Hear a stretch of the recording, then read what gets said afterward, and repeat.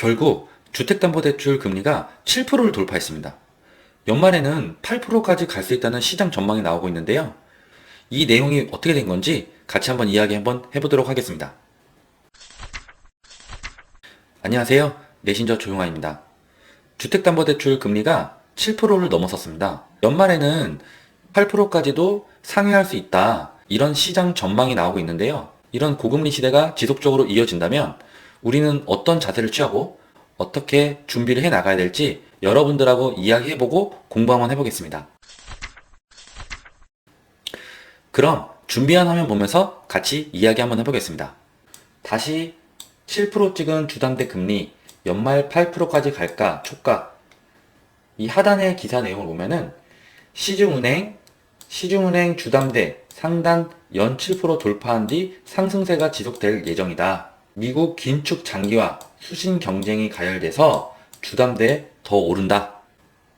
이것으로 인해서 2030 신용 불량자 반년 사이에 17,000명이 늘었다. 금융채무 불이행자 가운데 30대 이하가 30%에 육박을 한다. 영끌, 비투, 잠재 취약 차주 청년이 증가세를 보이고 있다. 어때요, 여러분? 금리가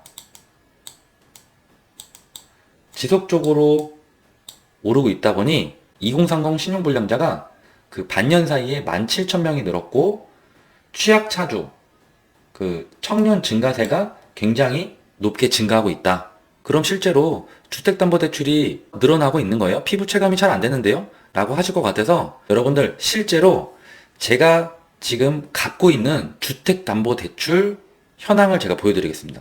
바로 제가 오늘 저의 주택담보대출 거래 내역인데요. 최근 주담대 대출 금리 현황입니다. 제가 10월 2일날 확인을 했고요. 대출 이율만 보시면 좋을 것 같아요. 대출 이율이 제가 지금 변동금리인데 이자가 7.31%입니다. 제가 대출 상환을 좀 오래 했어요. 남은 금액이 뭐 앞에 보시면 아시겠지만 뭐 한 7천만 원 정도 남아있고 상환 금액이 약 한 60만 원 정도 되는 것 같아요. 아니 60만 원이면 금리가 높은 거 아니지 않아요? 라고 그러실 수 있는데 그렇지 않습니다, 여러분. 저는 1억이 넘지가 않아요, 대출이. 그러면 체감이 안 되실 수 있으니까 제가 5억이라는 대출을 기준으로 한번 대출 계산기를 한번 돌려보겠습니다. 결국 우려했던 주담대 금리가 7% 돌파했다. 이전 영상에서도 제가 지속적으로 언급을 드렸잖아요. 결국에는 시중은행 5군데 은행에서 주담대 금리가 최상단 7% 금리가 돌파했습니다. 물론 다 7%는 아니겠죠.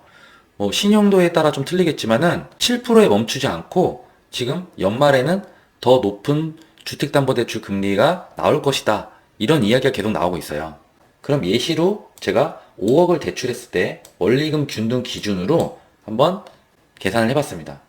물론 원금 상환이 늘어가는 구조로 제가 세팅을 했어요. 언제까지? 대출 계약 기간 동안 매월 상환하는 기간까지.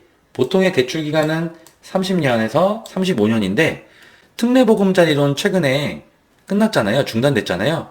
50년까지 주택담보대출 상품이 운영이 됐었습니다. 최근에 중단이 됐죠.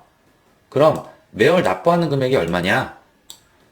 5억 대출 시 납부하는 금액이 335만 6,789원입니다. 근데 여기서 우리가 꼭 알아야 되는 거. 근데 납부 금액 중에 300만 원이 이자다.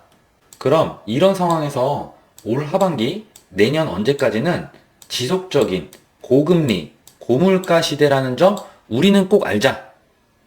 우리는 그럼 어떤 걸 준비해야 되냐? 이 부분이 가장 중요하죠.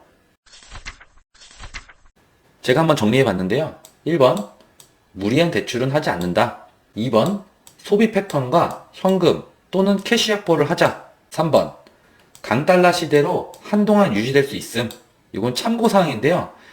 지금 현재 1달러 1355원으로 알고 있습니다. 강달러 시대로 진입한다는 거는 달러 투자도 나쁘지 않다. 달러 투자도 관심이 있으신 분들은 참고하시고 공부를 좀 하시면 좋을 것 같습니다. 4번, 내년 경매 시장을 주목하자. 며칠 전까지 역전세 관련된 내용도 나왔고 금리가 지속적으로 오를 거라고 예상을 하고 있잖아요. 그렇다면 내년 상반기에 경매 시장을 주목하시면 좋을 것 같습니다. 분명히 여러분들한테 내 집 마련 또는 내가 구매하려고 했던 주택이 단 10,000원이라도 싸게 나오면 여러분들한테 좋은 거잖아요. 경매 시장을 주목하시면 좋을 것 같습니다. 5번, 신규 아파트 청약 신중하자. 고분양가는 유의하자. 세 자릿수 청약 경쟁률이 나오고 있잖아요. 이전에도 말씀드렸지만은 공급이 현재 원활하지 않고 축소되고 있다는 거는 여러분들도 알고 계시죠. 이런 작용으로 인해서 지금 집을 구매하지 않으면 향후 집값이 지속적으로 상승을 할 거다라는 심리 때문에 시장가보다 2억, 3억 고분양가로 나온 아파트를 너도 나도 청약을 하고 계약을 하고 있는 상황이에요. 계약금이 준비가 되었다면 10% 내고 잔금을 준비하시면 되겠죠. 하지만 중도금이 무이자가 아니면 이 또한 여러분들한테 추후에 힘든 상황을 만들 수도 있습니다.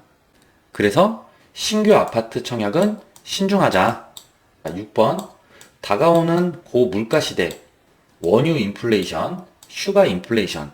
인플레이션은 들어봤는데 원유 인플레이션, 슈가 인플레이션은 처음 들어보실 수도 있는데요. 원유 같은 경우는 아이스크림, 치즈, 빵, 커피 이런 것들을 얘기하는데 유업계 쪽에 3%에서 6%까지 가격 인상을 한다.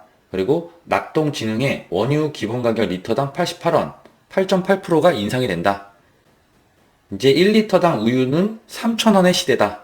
원유 인플레이션으로 끝나는 게 아니라 여기에 슈가 인플레이션이 또 있습니다. 설탕 선물 가격 톤당 723.57달러, 12년 만에 최고치다.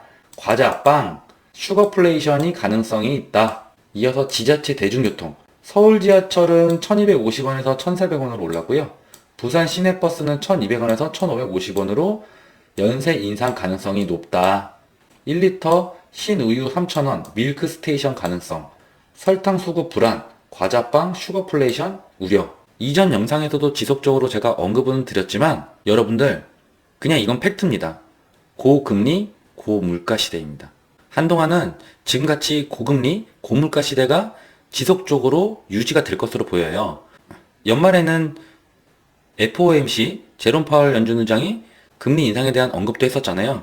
그 부분도 저희가 다시 한번 확인을 하고 경제 침체에 대해서 다시 한번 고민해보고 준비를 해야 될 것 같습니다. 어때요, 여러분? 주택담보대출 금리와 고물가, 고금리에 대해 이야기해봤는데요. 같이 공부하면서 우리가 분명히 알 수 있는 건 대출 금리가 지금 상태로 유지가 되거나 오를 가능성이 있다는 내용을 우리가 알게 되었죠. 하반기에 우리의 장바구니가 많이 무거워진다. 결국 전반적인 흐름은 소비 침체로 이어질 수 있으니 우리는 이 부분에 대해서 대비를 하면 좋을 것 같습니다. 힘든 시기지만 이렇게 같이 공부하면서 준비해서 우리는 좀 더 슬기롭게 대처해 나가면 될 것 같습니다. 오늘 영상은 여기까지 하고요. 지금까지 시청해주셔서 고맙습니다. 오늘도 행복한 하루 되세요. 그럼 우리 또 만나요.